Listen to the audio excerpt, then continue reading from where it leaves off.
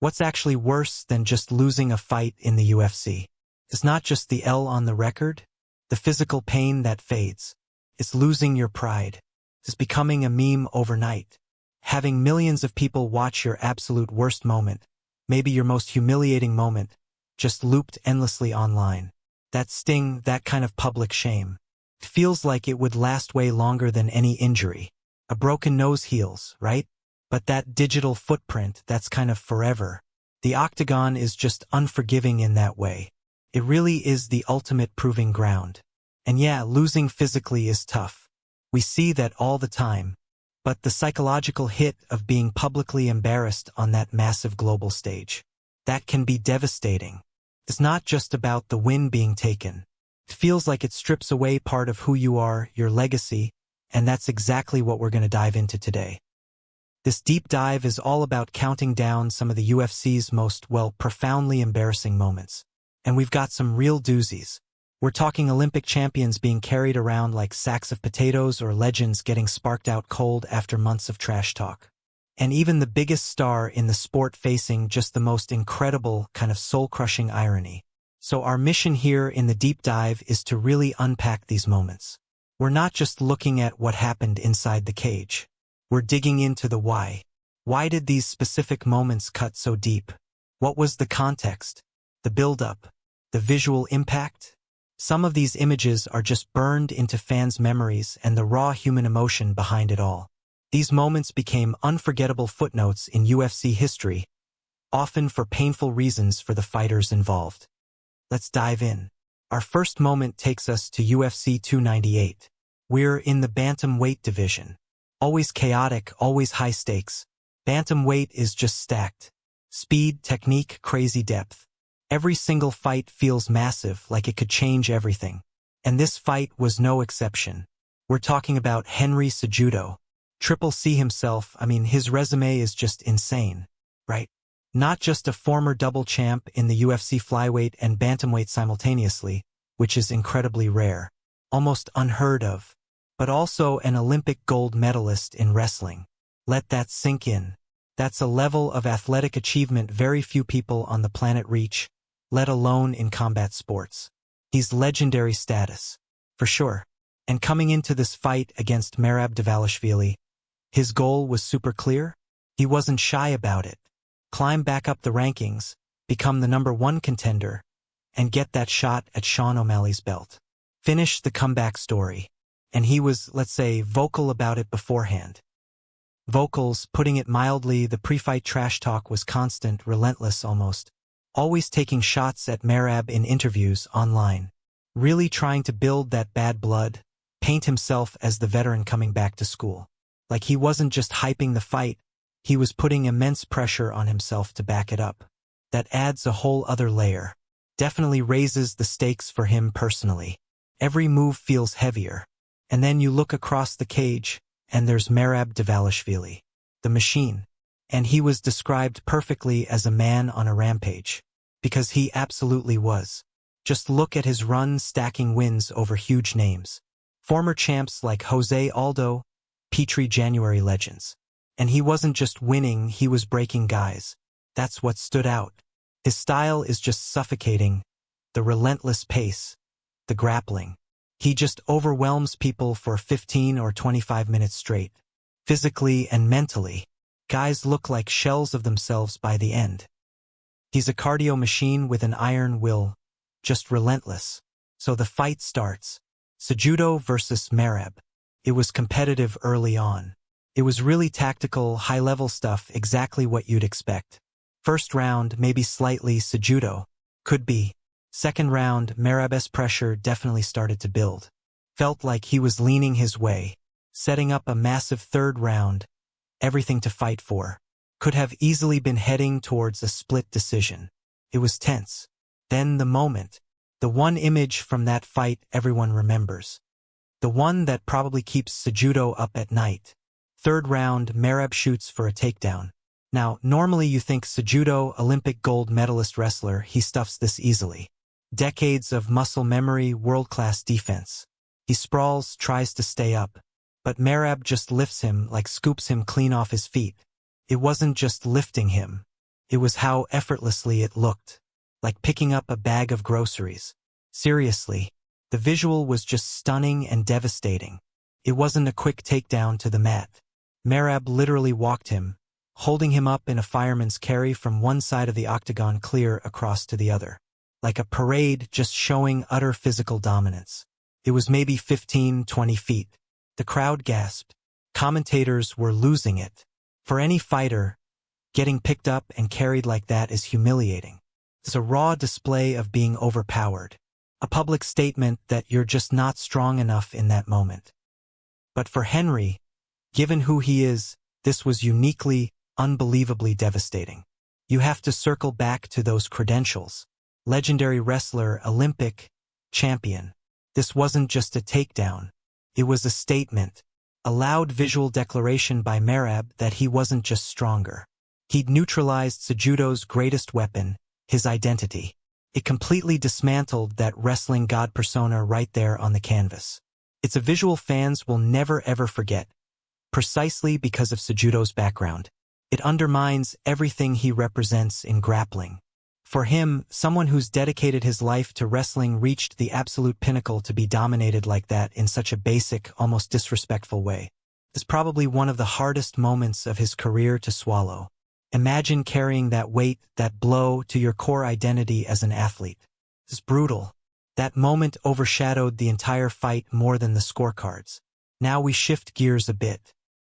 From being physically overpowered to, well, a rules blunder, an embarrassment that was completely self-inflicted. What could possibly be more mortifying than being carried across the cage? Maybe costing yourself a win through your own bizarre mistake. Let's talk Greg Hardy, the Inhaler. This takes us to the heavyweight division, which, let's be honest, can be a bit chaotic sometimes. Understatement. Always unpredictable. Wild KOs, upsets, injuries seem constant. Sometimes feels like there's a lack of depth, and even controversies, right?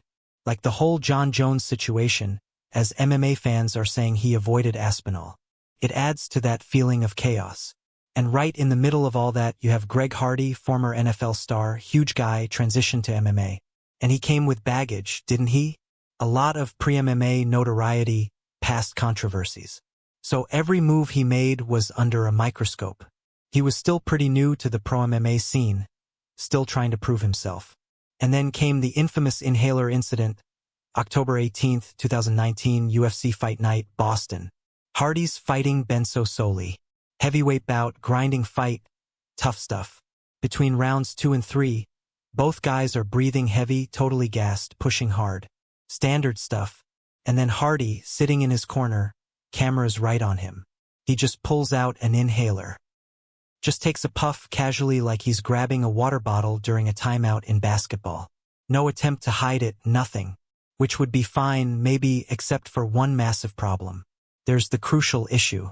The Massachusetts State Athletic Commission, the governing body for the event, had not approved that inhaler for in-fight use.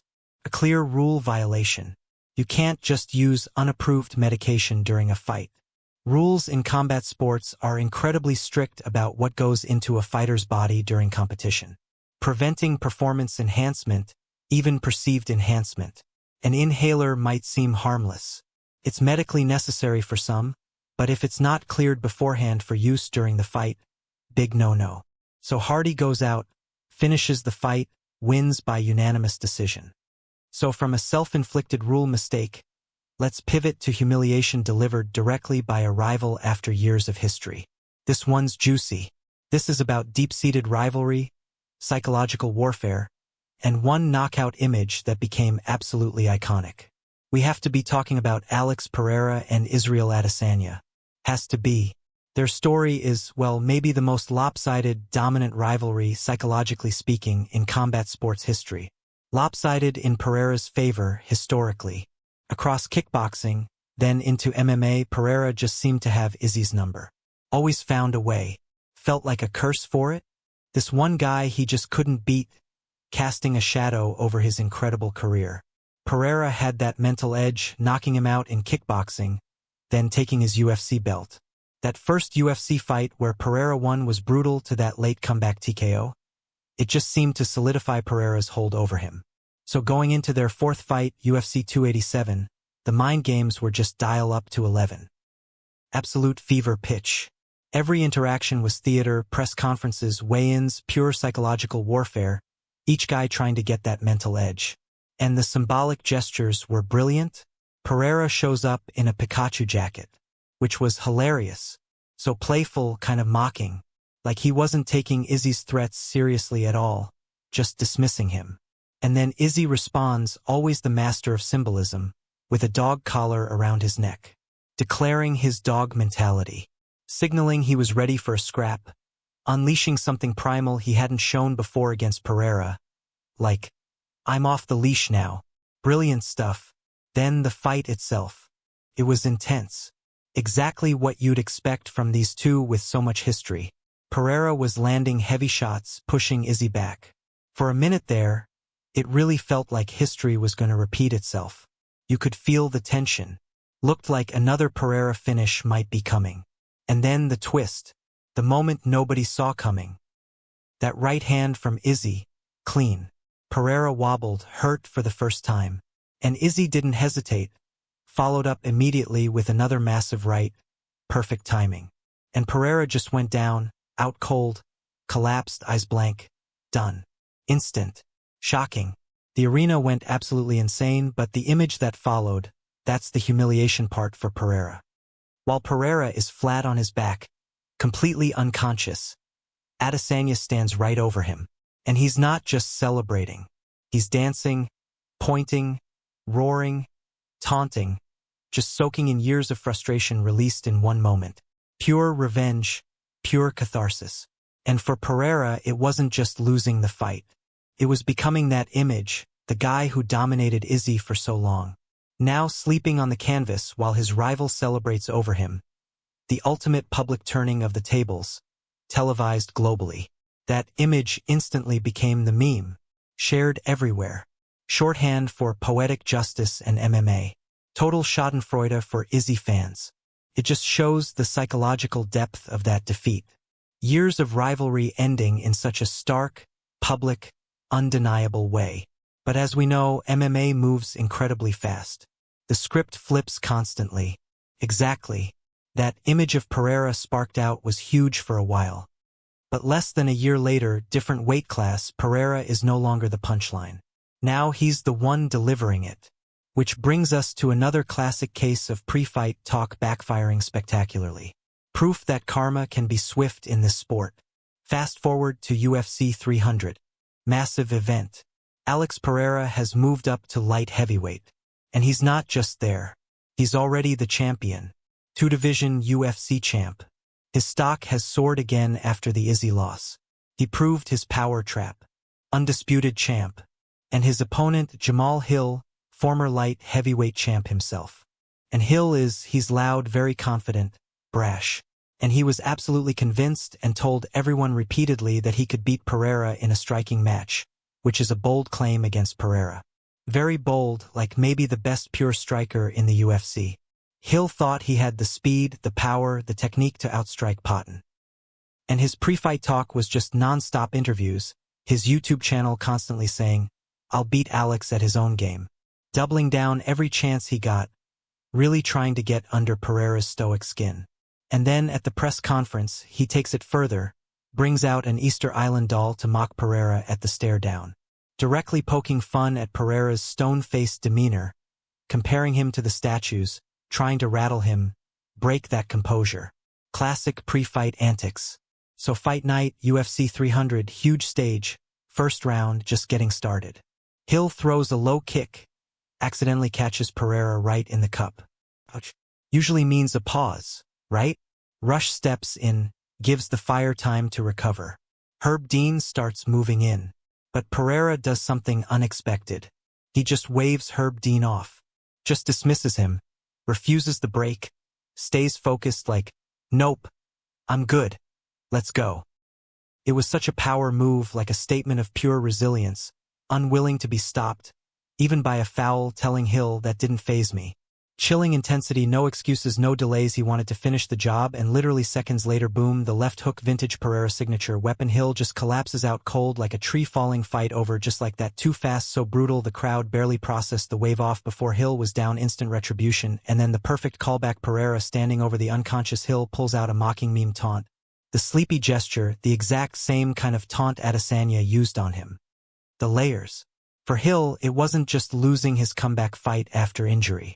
It was eating every single word of that pre-fight trash talk in front of millions. The direct, immediate consequence of all that bravado and mockery. A lesson in humility via left hook. It's that classic combat sports story, isn't it? Talk trash, get humbled. But the immediacy here, the refusal of the break, the KO, the mocking taunt, perfection, just shows how quickly things turn. Karma and the octagon can be instant, and sometimes it comes with a meme attached. Speaking of eating words, nobody in UFC history learned that lesson quite like Conor McGregor did. When Conor talks, the world listens. But at UFC 264, those words came back in the most literal, gut-wrenching way imaginable. This was the trilogy fight. McGregor versus Dustin Poirier. So much hype, so much history already. Their second fight, UFC 257, had been weirdly respectful, remember? Almost friendly. There was camaraderie. They exchanged pleasantries, talked charity. Felt like a different Conor. More mature, maybe. Maybe, but for the trilogy, nah. He flipped the switch right back, all the respect. Gone. Vintage McGregor was back. Intense trash talk. Psychological warfare, trying to get deep under Dustin's skin. Break his composure before the fight. It felt calculated, like he needed that old persona, that edge to get back on top. And he wasn't just generally insulting. He got specific. Yeah. Chillingly specific at the weigh-ins. Stare down, crowd roaring. He looks Dustin dead in the eye and tells him, predicts that he'd be leaving the octagon on a stretcher. Brutal and a dark, menacing promise. Classic McGregor mind games, trying to plant that seed of fear. Those words hung heavy. Fight night arrives. T-Mobile Arena is electric. Conor comes out sharp, aggressive, just like he said he would. Looked dangerous early, throwing kicks, punches, trying to overwhelm Dustin right away. Looked like the old Conor for a minute. And then, disaster. Late in the first round, he throws a punch, steps back. And his leg just buckles. Gives out completely beneath him. Not from a check. Not from a kick landed by Dustin. Just broke. The tibia and fibula snapped clean. Catastrophic break. The visual was sickening. You knew immediately it was bad. The fight's over instantly. TKO via doctor stoppage. Dustin wins the trilogy. Yeah. But the celebration was kind of muted, right? Because of the injury. It was just a horrifying, unexpected end to a massive fight. A huge blow to Conor's comeback plans. And this is where the irony just crashes down. Hard. It's one of the most ironic, visually shocking moments in UFC history. Absolutely gut-wrenching. Because Conor McGregor, the man who promised Dustin Poirier would leave on a stretcher, is the one being carried out on one. His own dark prophecy fulfilled, but on himself. The ultimate, most brutal poetic justice. Played out live, millions watching in shock. It's just such a stark, powerful reflection on that concept. Isn't it? Poetic justice. And the sheer unpredictability of this sport. Where words, especially those kinds of boasts and threats, can just boomerang back in those painful, unexpected ways. The universe delivering its own punchline, totally outside anyone's control. That image of Conor on the stretcher, screaming, legs shattered. A brutal reminder that sometimes your words literally break you. So wrapping this all up, it's just undeniable. Isn't it? The octagon is just an incredibly unforgiving place. Totally. 1 second you're on top of the world, legendary status, oozing confidence. And the next, you're the butt of every joke online. Your worst moment becomes a viral highlight reel replayed forever. We've covered so much ground today. Olympic champions carried like toddlers. Guys losing wins over inhalers. Bizarre rule mistakes. Viral knockouts that turn fighters into instant memes. The biggest stars literally eating their own words, their trash talk coming back to haunt them in the most public way possible. It just highlights the incredible stakes, doesn't it? These aren't just sporting contests. They're these visceral reminders that in the UFC, it's about so much more than just skill or the win-loss record. It's fundamentally about pride, ego, reputation, legacy, everything a fighter builds over years of sacrifice. And as we've seen again and again today, that pride, it can be snatched away in a heartbeat. One devastating moment lives on way longer than the bruises lingers in the public mind. And you have to imagine in the fighter's mind, too. So maybe the final thought to leave people with is, what does this collection of moments, these peaks of public humiliation, really tell us? About the human ego under that kind of intense pressure, about how fragile public performance can be where every mistake is magnified globally. And what's the real unspoken cost of pride when you step into that ultimate proving ground? It's heavy stuff to think about long after the fights are over. Thanks for watching. If you enjoyed the video, hit that like button, subscribe, and let me know in the comments what fight or fighter you want me to cover next. And stay tuned, our next video will be about the UFC's next rising superstar. You don't want to miss it.